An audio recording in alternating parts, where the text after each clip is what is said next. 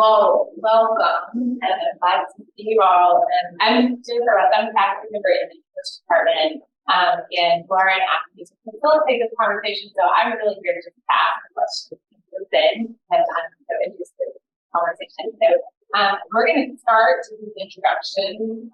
Let's see. Lauren, I'll let you start by introducing us to the space, the gallery, and then Kariann, if you want to introduce us to the show, it's been great. That would be great. And then we'll, you can all kind of each tell us a little bit about which work this was and how it came about. Should I do that now? Or like, I'm going to introduce us to the gallery and the show, and then we'll come back. Yeah, that's better. Come back. Cool. So my name is Lauren Grant. I am on faculty here at Samford in the art department, sculpture and 3D design, and I also oversee the gallery here. So in addition to being in the exhibition, I also help the gallery, run the gallery. And I'm really excited when the show, Kariann will tell more about how kind of the idea, the concept of the show came together. There's a little background about how we met. Better.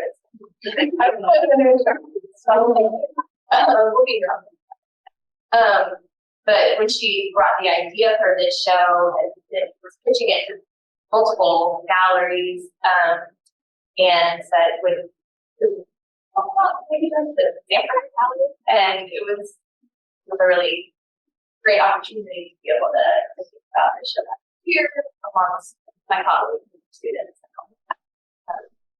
And as gallery director, I'm really step outside of my role here to do the show. It's awesome. So just like, even if I wasn't the show, I'm really excited to like do the show like so yeah.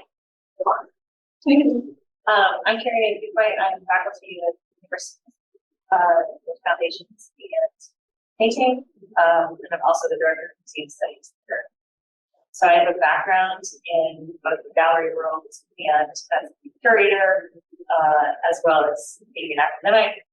So these roles are really sort of interchangeable to me. And I actually met all of these women. My colleague Brooke is also at the University of Mississippi, so I already her when I moved in 2018.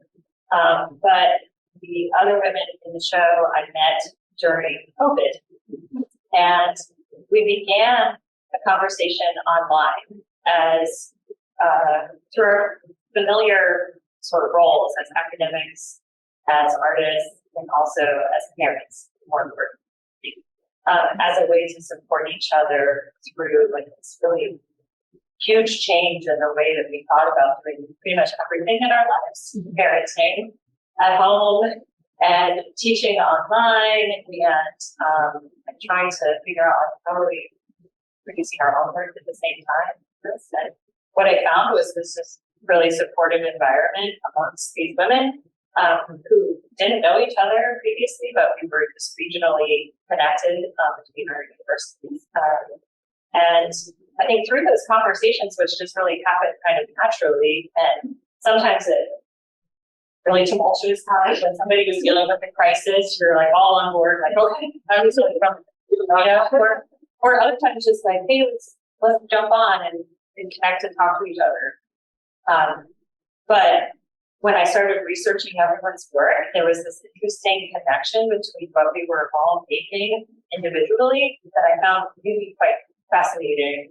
And so there was these visual and conceptual relationships between the work that emerged that I just thought really interesting to see them all together in conversation with one another.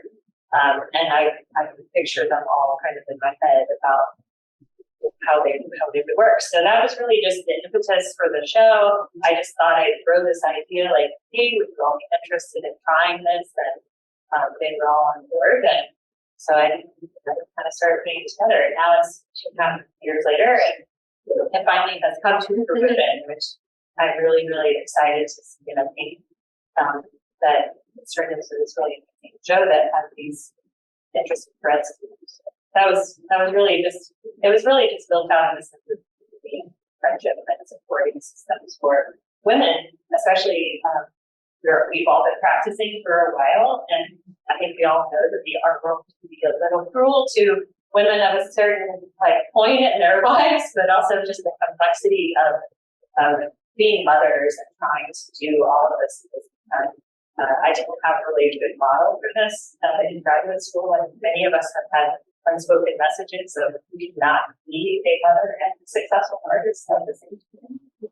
And so I always like supporting or feeling like putting things together to support artists that you really believe in their work is important. So that was really the whole reason for it.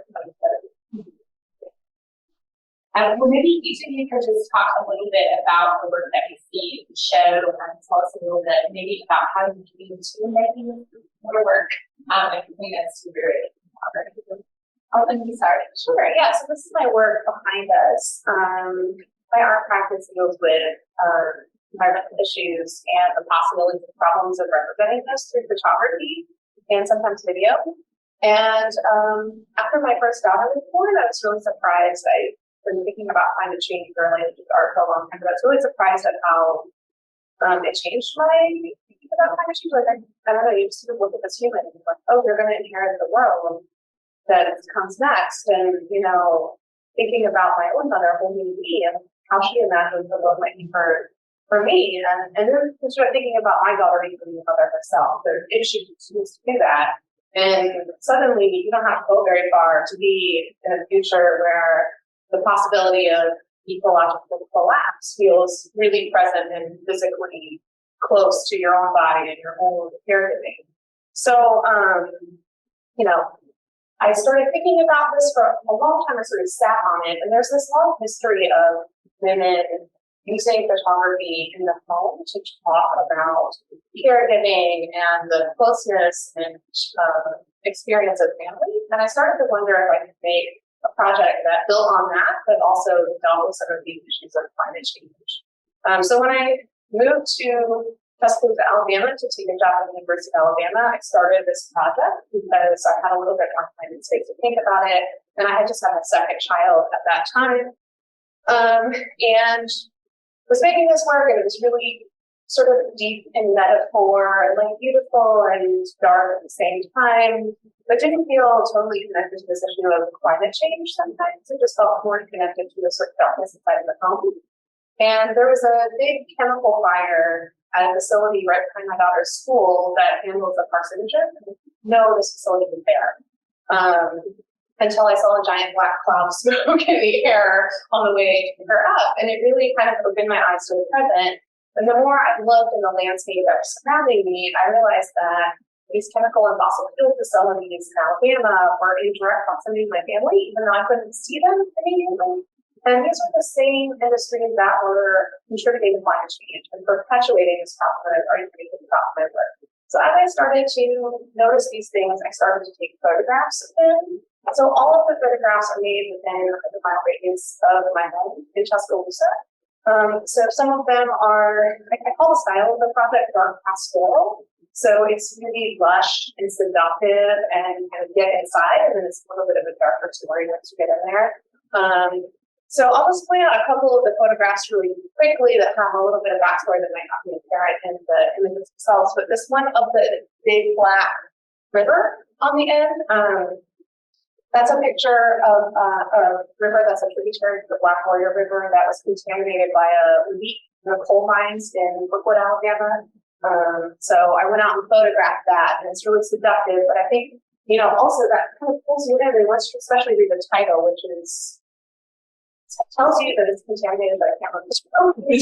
Hopefully there's just like interesting kind of shift that happens within the work. And then there's this small print right here. This is a picture of the Miller Power Plant, which is not far from here. It's the largest single point of CO2 emissions in the country, interestingly. And then this is a picture of a paper mill in Prattville, Alabama. Again, kind of through the foliage, right? So I'm using these different framing techniques to talk about how these things are kind of tucked away from view. And then there are images of myself and my mother and my children. I'm thinking of these multiple generations of women, the way that the natural world can be used to signify the progression of time and generations and the movement of biological life, but also being about my family and these generations of women can function that way. And so some of those are sort of conformative and some of them are more caught in the moment. And so they're all kind of interspersed together in a way that hopefully speaks to one another. Look at this thing. So my work is the drawing based work. And I think in essence, my work really is about exploring grief through an environmental lens in multiple capacities. We moved to Mississippi from Houston, Texas, and in the 4 out of 5 years we lived in a neighborhood and flooded multiple times, like historic massive floods, and we almost lost our house during Hurricane Harvey. And so in essence, we made this really hard decision to leave very specifically because of the environmental issues within that city. We knew that it probably never fully ever recover from its problems due to a number of environmental factors. But so moving to Mississippi, we did this sort of climate migration. It was a very conscious decision to leave a place we felt was unsustainable to live. So the work really has evolved from living in Mississippi and being surrounded by dense forest, which is very foreign to my understanding of place. I've always lived in very urban environments. So for me, the forest and the natural environment is very promoting and almost off limits in some capacities. But I'm also extremely connected to the ground and my ideas of what happens to the biological functions of sustaining life.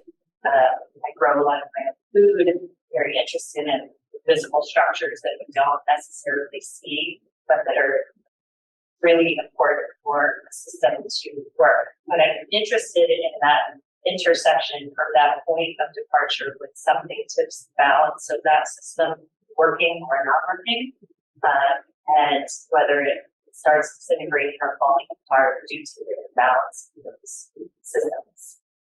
So that's where a lot of my art thinking is derived from, being about this. Is it gathering energy? Is it somehow sustaining itself, or is it coding? Or falling apart or destruction. And I also I think so much about maybe what Allison was talking about, you being a mother. My child is embedded in these works, although she does make marks on my drawings at the beginning. But she is the only one. She's our only child. She's in a family with no other children. She is the last of her species. And it is a moving feeling that we are most bound to there. So I think about it a lot. I'm Andy Campbell. I'm the associate professor of ceramics at Auburn University, and my pieces are the southern part, and then the smaller works, the walls over here, and they're quite different. They are linked together. So, like body of work after undergrad for about 10 years, tree forms and kind of bonsai inspired kind of build twisted used tree form. And then I was kind of feeling like I was finished with that. And then so 2015-ish, that was the last one of that series. And it references kind of a double helix and things and things like that, and kind of like embedded mutation, that all kind of, so that work was more about like physical human interaction with like the environment in kind of a vague way. And I also have a map tracing series that in here that series is about specific environmental incidents. So I was kind of going back and forth between this vague, figurative, visceral, symbolic relationship or representation of a broken relationship with the natural world, and then specific works about oil spills, and train derailments, all of the kinds of possible transportation. But the interesting like irony or coincidence is that as I was finishing that, I was pregnant with my first son, Emmett, who ended up having a rare neurological disorder that causes contractile epilepsy. So before he was born, I was like, this is kind of, not this issue, but for a good timing, I need a break from the treatment. I don't know what's next. So I'm not going to make it for a while anyways. But then I started researching neurology and trying to figure out what his their diagnosis was all about, about brain cell epilepsy, the damage it can do, and all this stuff. And so when, after a year or so kind of leaving out of the traumatic phase of that, because when it stabilized, I started making little neurons out of polymer clay. Because I was like, if I get my hands on actual ceramics, I'll just like jump to making something finished. So I did 3D sketching. I got some polymer clay and I just started making little astrocyte neuron. And then this will be a book that was about a 19th century neurologist, Samford Art, who all kids in Europe learn about. He's one of the fathers of neurology. I don't know enough about it here. And so he was an artist and a neurologist, a photographer, illustrator. And so sometimes his drawings are still used in neurology studies because he would make aesthetic choices to show the viewer what he's trying to do. Basically, remove or add parts of the cell to show the other cell and doing. So his artwork is really informative and his drawings are really beautiful. And all of a sudden that kind of coalesced. I was like, right, this is my entry point into this. But of course, looking at his drawings, I'm seeing great branches and trees. And so it's this natural progression from the tree work. And then, he's spent all types of pathology and cell damage. And so I'm looking at first cells and cancer cells and root cells. And so like, it's still ultimately now be about climate change. Because I was ready to leave the trees. I think my art will mostly always kind of be about environmentalism from some standpoints, and I feel like that's why I learned my thing. And so that's what this work is. So they are representations of different types of brain cells that have been damaged or affected in some way. And then the whites, while these works are still in calm, can also kind of represent abnormal electrical activity.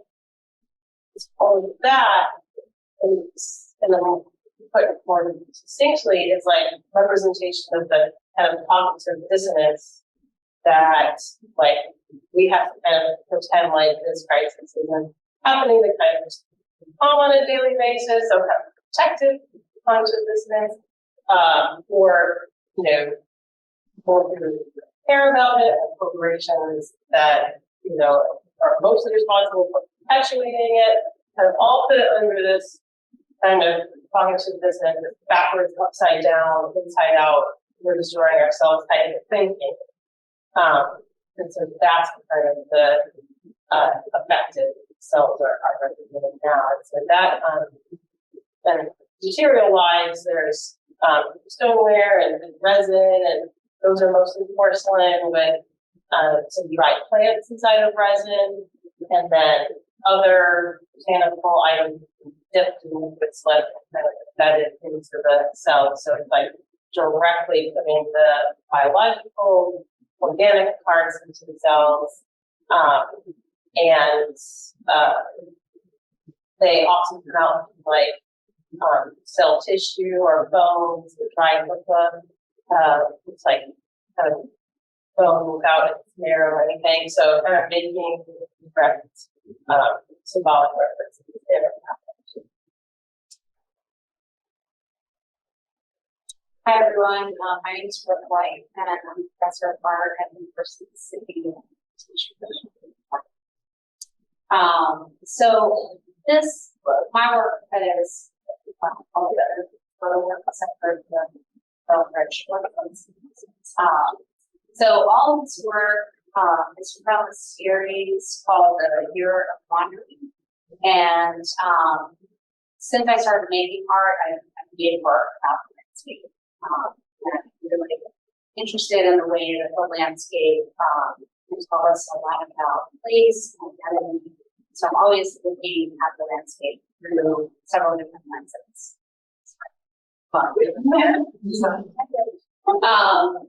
So the Year of Wandering began really in 2020 during the pandemic. And typically, you look at any kind of work, you don't photograph people, you rarely show up.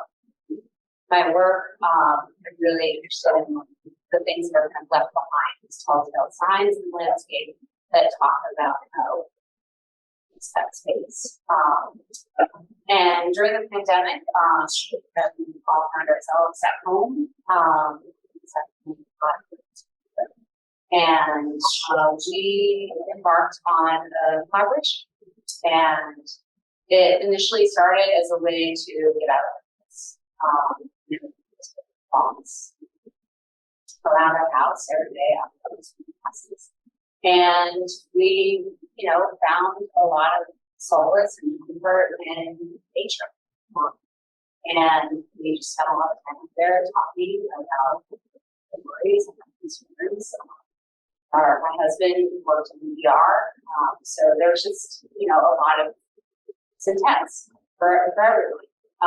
And my daughter and I ended up making work kind of, in response to that stress. And then we embarked on this project. And I also utilized that time to explore some different avenues within photography that I had wanted to. So spent a lot of time in this about the Nickelodeons, which are all the looking prints. And we ended up working together. So she would give me ideas about what an image might look like, go off into the woods. And we would talk a lot about game of collaboration. Sometimes she would get frustrated and leave, or distracted. I don't want to do this today, Mom. That's fine. But, there's a lot of equipment with the Nickelodeon and deep down in the forest and outside of here. So, for example, that one where it's on the tree, but it's sort of mostly, that's because she moved and left the shop.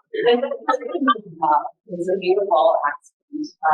It's great that way. Reflecting on this work, what has become really palpable to me is like this tension between life and death. And I think in particular the image that wall where she is she's pretending to be a mermaid. But that tension of life and death is very evident in that image. And also the image on that wall where the hand is she's grasping at the street. It talks to me about that tension at that time, just feeling like we're hanging on. So those two images really, for me, absolutely this project. There's both component to the project as well.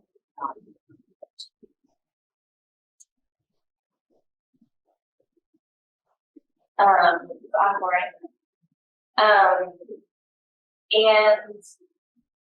so I want to start by talking about, I guess, this piece. So my work is the sculpture work and then the video, or the sculpture these do here on the wall.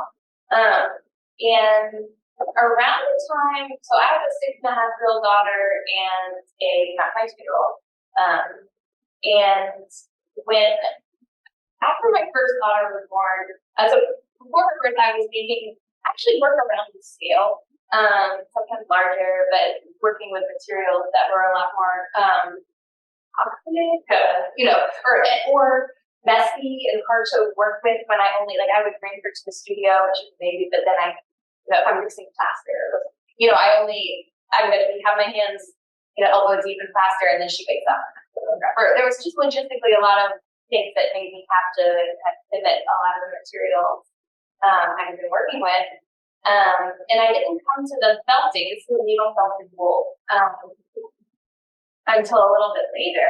But my husband, who's also an artist, I was thinking about this next show we're talking about, then get this book, and how that shifted. My husband suggested that I get some, camera replay, probably I could better. But anyway, I got to do the replay, and so he just bought me some. I brought it home one day, get here. And because I had been making collages, they were real labor intensive too, and so I was having a hard time in the window pack that I had. So I started working with this clay, at the kitchen table at night after she went to bed, and I started making these little tiny that just felt like sketches, and in one sitting. And what's funny is I'm pretty sure the first one I ever made was this form. Or another one that had feet. And then I got to make using hands in those little sketches, and I never went back because the hands were just so evocative for me and expressive and could get more abstract. I typically in my work with teeth, often referencing the human body, but not in a representational or explicit kind of way. So the hands just felt almost like an easy way to express lots of things. So the work, I wasn't quite sure conceptually. Conceptually, I was thinking a lot about entanglement and addiction in my relationship with my own daughter, who at the time was probably a toddler. And this feeling of still breastfeeding, so that relationship was very much a part of that tension and entanglement of, being attached a lot of the time, but then also in that process of separating ourselves in that way and trying to figure out when do we do what, how, and I always just felt like this tug of war that we were in. I visualized it kind of she was on one side and I was on the other. So maybe one hand is mine and one hand is hers, and we're grasping one another and we're tied up in a knot that's moving, and other times, one's trying to maybe I'm trying to get away. And so there were a lot of those kind of forms that I could just express in one little gesture. And so that concept, I couldn't figure out how to get larger scale or to make a body work with it.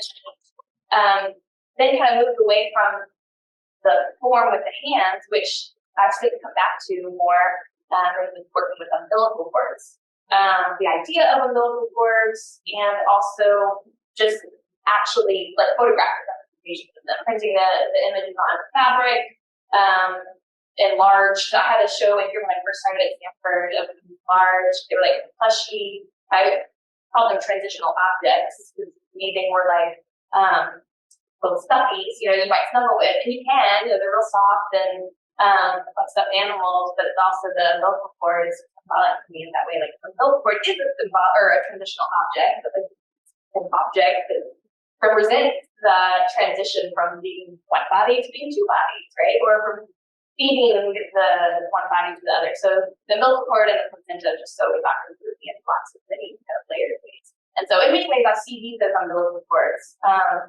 And sometimes I think of the placenta attaches to the umbilical cord, right? But then our belly button. Although there's so many different ways that I think of it. Sometimes I imagine my daughter and I were connected by the cord, kind of the birth cord. But it was very much kind of that direction. And even before I became a mother, I was thinking I was thinking about it before. They have an exhibition called Home Builders, which is recorded for naval. So, but I thought of it in a more kind of metaphysical way, kind of like origins of the world and that kind of thing. Symbolic centers and all of that. And so becoming a mother made it a lot more kind of like visceral and immediate in a different way. And so,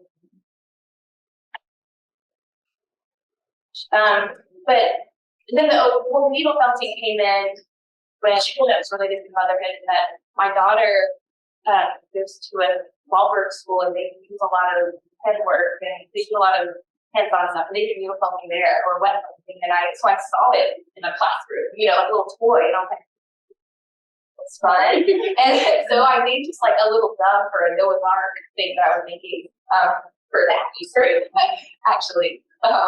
And then I was like, I can take this on a large scale. And it became a really great material. It's just raw wool. And you can work small, but then work large. And I love that I can pick it up and work on it and then leave it. It's like there's not a dry time. It's not messy. I can do it at home.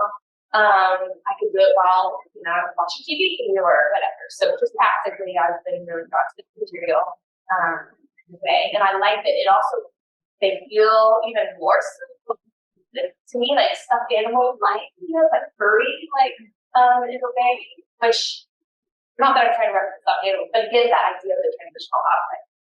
So I started needle felting these forms, and I called them the series about transitioning, and then they might have like a tag for parenthetical reference there. But so this piece I titled "The Weight of the World." So coming back to why I wanted to start this piece, but whole thing. When Kariann started talking about this idea of the exhibition, initially I was like, well, mine is not about environmental crisis. My work's not about that. So it's not like how I would have described my work. But then when we talked about the connections, I was like, oh, okay, yeah, no, this makes sense. Because for me, it's like more so this micro macro thing, like the body as a microcosm, but then also like in the video that might hear, there's a moment where you see if you recognize it, there's a head crowning, like a baby being born, but then it transitions into an image of the earth, like a outer space image of the earth, and they look very wildly similar, And so there are a lot of these think of them as these threshold moments, like that, being born is such a threshold moment, right? And I think we're constantly being born and reborn. So anyway, but in thinking about the theme of this show and what I wanted to make new work, so these two pieces are brand new. I tell people if it weren't for the opening last night, I'd probably still be working on them, but deadlines are good for me. But then this piece, I came back to the beat. I've been working with my hands, and then you just think about this idea, this concept of kind of the planet and our relationship to it. I was thinking of the story of Atlas carrying the world on his shoulders. And so I've been thinking about mythological characters and stories. And the idea, so this piece is called The Weight of the World. And to me, as a woman and as a mother, there's physically this weight that you feel after giving birth. I gave birth 2 years ago, but it's I remember telling someone I still feel that heaviness in my pelvic floor, it's like a thing. But then that heaviness also having this metaphorical meaning, so I was so as women, we're carrying the weight of the world, in our legs or, in our body. And so it was exciting for me to kind of I wasn't thinking of that when I made it initially, which is kind of goofy sketch from if you're, feet tighter than not. So I use a lot of these knots in my work. There's a book, The Butter Knot by Campbell.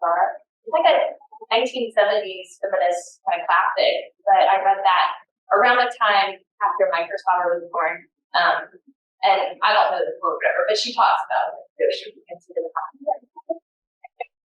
okay, yeah.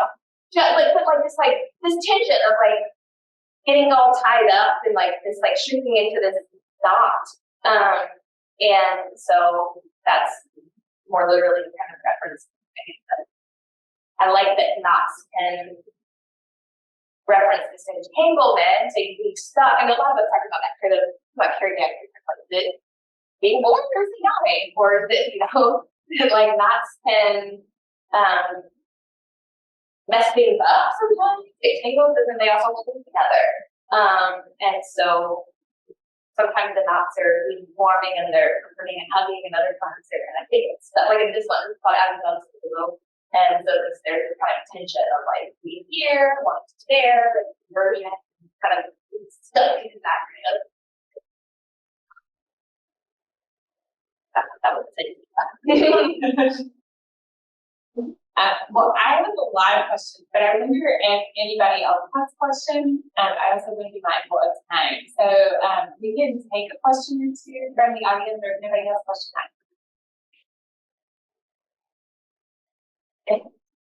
I was kind of a quick question, I guess, to everybody, but it's something that Lauren has said about changing materials, thinking about toxicity of the types of material marketing. I was wondering if other specific examples or things that they changed for anybody here that at different times of life is really thinking about that or how it affects our bodies and children and young. It's something I think about all the time. I was trained as a teacher. I don't actually use much of these anymore for some of those very reasons because of the toxicity levels of that. And for me, if I was going to start making work about these issues, it matters to me what materials I'm using. So I use paper because it's a very natural material, but it's also, I sort of weirdly compost my like scraps of paper. I use graphite pencils that I can also compost. I get rid of them. Now I realize that frames are not. Can't deal with that, but obviously I left the frame behind here. And my hope is to eventually weave paper all together into the sort of site specifically where they just exist for a short period of time, where they are no longer a project. But I think we are all coming to terms with the fact that we are exposed to so many chemicals and hazardous materials. And I got sick a few years ago, and it was one of the things that they ran through the battery testing for hazardous materials. And I just kept thinking, like, what have I been exposed to for many years of my life that has somehow now had a biological effect on my body? And so it's a huge concern for me. My work, I have a sustainability and practice shift from scale being a big one, and that was for two reasons. Well, because like, how do I shift this? That's not financially or environmentally reasonable. But the ceramic that is that time component, it is so time and moisture sensitive. So while I didn't play all together, these pieces are made with the clay that has a large amount of wax fiber in it. It's great because it's sustainable to grow and harvest, and but it gives the plant an amazing amount of resiliency. They're more small, so the pieces can come out on mold. The wax fibers have an amazing wicking ability, so it gives me an enhanced working time, stronger clay, and smaller things that I can take home and work on too. So going smaller work is much better for exhibition and flexibility of work space, time, and I still have a desire to make large work, but now I do it smaller when it's further down. That's a lot of benefits of that. Yeah, and I've thought a lot about it too, and have changed things. So that's very very conscious of what was happening. That were the materials that I was working with for this work is very toxic. So, a lot of different ways I was working with it. When I was working with the Kariann, also I got to pick that as like, you know, this is like I'm just not really good at things physically. And so, you know, I'm taking and working out. That's toxic material. So I'm currently working on the water project and looking at rising water levels to how it's sanitary, which is also digital too. So yeah, I'm constantly aware of it. And I used to travel a lot more to the work that I was doing, and that was also local travel. Yeah, just like that process. Never.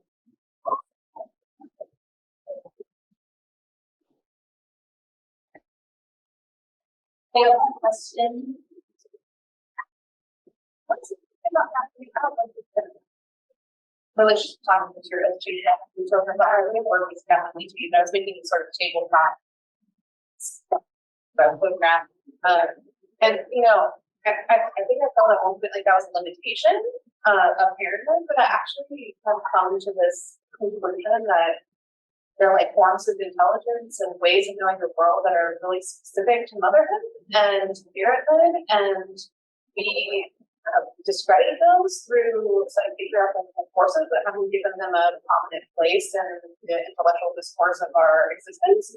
And I think it's important when we talk about processes and how they're changing motherhood to say that there can be positive things within the restrictions, and that those can be a part of the meaning of the word, and then those can bring intelligence to light and put it in front of us and help us to know the world differently. And I see that in all of your work in really interesting ways. And I'm thankful for your continued perseverance to make the work out there through, you know, post-birth,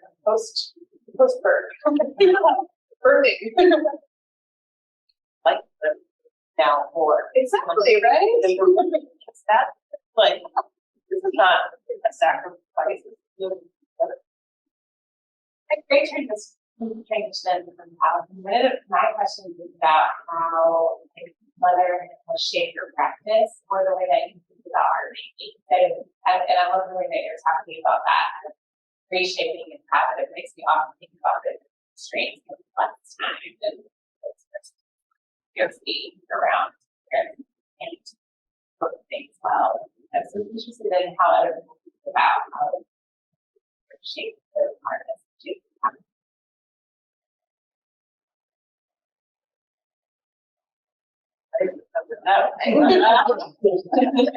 That's far that whole series. So, but I can jump in on that, you know, to some extent that, you know, as my practice has drastically changed, honestly, because not only like from having a child, but like embracing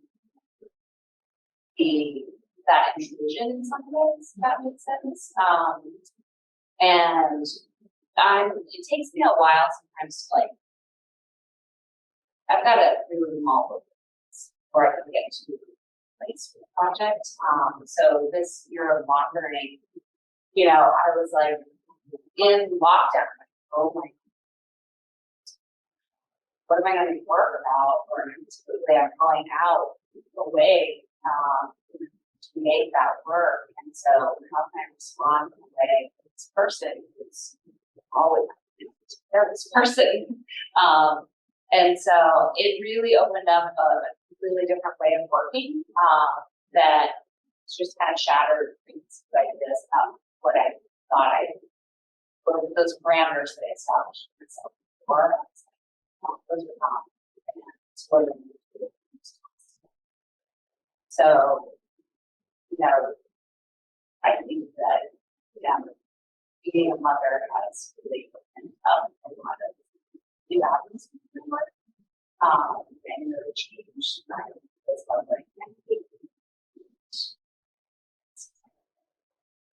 sorry, but the time that like I do have, it's very, very focused, very specific. And for me, it's well, I was in a slightly different position. My daughter was born. I was curating and managing a collection, so she didn't always see me as someone who was speaking constantly, and the transition to her getting older and seeing me as somebody who's also thinking has been really fascinating to watch her discover like this thing that you can do is like carry a part of you that I never knew before. And that's been really fun to watch her kind of discover, and she likes to come into my studio often, and she's like, I just take a couple marks here and I'm sure go for it. You know, and it makes her feel really, really special. Like, my mom's like, this stuff, you know, and I've seen her ability to embrace creative structures, kind of expand the room. So now she has her own space in her room, and she has her wall, and she has things to pick up on, and she's like, I need more stuff. I need more. Can I borrow your markers? You know, so she sees this as like, oh, okay, this it's okay to do these things, and so it's I don't know, it's been sort of lovely watching her discover this part of me that she never really, but she's also embracing herself. I heard you saying like yeah. I know, maybe too close. Like you don't have there's so many possibilities that makes you. I totally agree.